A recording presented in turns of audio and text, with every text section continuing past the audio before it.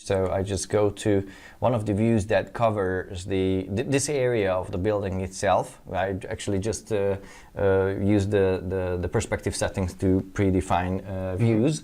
And within these walls, I would like to design a U-shaped staircase. Whenever you are about to create a stair, you will go to the building and you will use the stair tools. And as you can see, it comes in many shapes, in straight, U-form, L-form, spiral, arched, and angled. And even if you can find something which is not perfectly matching this shape, you should start the one that is the most similar to the one that you are about to create, because as you will see, you can later, first things first, you can reshape the existing one, and also soon we will show you how you can actually follow any sort of shapes that you have a 2D drawing of. So now let's just start with a simple staircase first, how it actually works. When you start a tool, it will offer, in this case, it gives me the possibility to design a staircase with 2 points, because it's a straight stair. So after the starting point and the end point was defined, the software will actually automatically create a staircase, and then I can go to the properties and customize if it's okay or not. Now, as you can see, I could actually create a staircase here piece by piece, the first staircase, then a landing and another staircase by using, for example, a small slab over there. But actually this is something that the staircase system supports by itself, so I don't have to do that one by one. But I can go with another stair shape, and that will be, for example, a U-form with an L-form, a U-form with a landing, or with 2 landings and 3 different parts. And actually, I can use something which is kind of winded, and in that case, as you can see here in the symbol, there is no rest. It's actually just turning the so the whole steps. duration, there's no landing. It just goes from start to finish. Yeah, I think I will start with this one, because out of these, this is the most complex one. So let me show you how this works. So you just start with the starting point. In this case, again, after the second point, you will have to set up a third and fourth point, because obviously you need the 4 corners for this. And whenever you follow the drawing, you just click, click, click. But also, just as in other cases in ARCHLine, when you draw a line, you draw a wall, or draw anything, you can type the length if you know that. Or because this is constrained to a specific orientation. Now, whenever I move my mouse, I cannot just reshape this whole thing, so I cannot make any mistakes, so I can just move my mouse to another point and then make them similar. Okay, how do I know that I will reach the second floor? Or do I need to know that? Do I need to care about it right now? At this moment, no.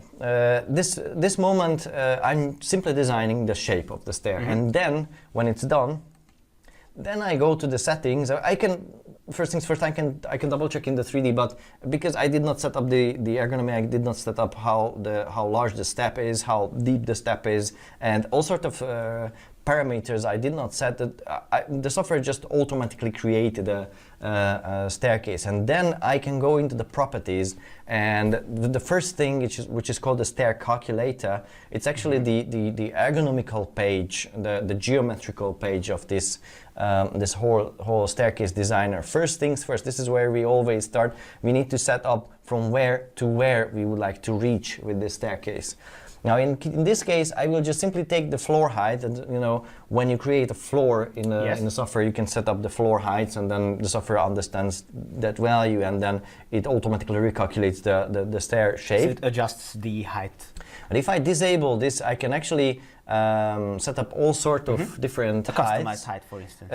Let me just unlock this. This allows you to lock a specific value. Some values the software automatically locked. So if I unlock this, I can just type another value. Let me show you what happens. When you type something, you are in a specific measurement system, which can be different from the measurement system that you're working on. This depends on the basic settings of the ARCHLine. You can change that if you prefer to working in millimeters or something like that. But other than that, when you type a value, you need to wait 1 or 2 seconds, so the software recalculates the ergonomy, and then you can see whether this is okay or not.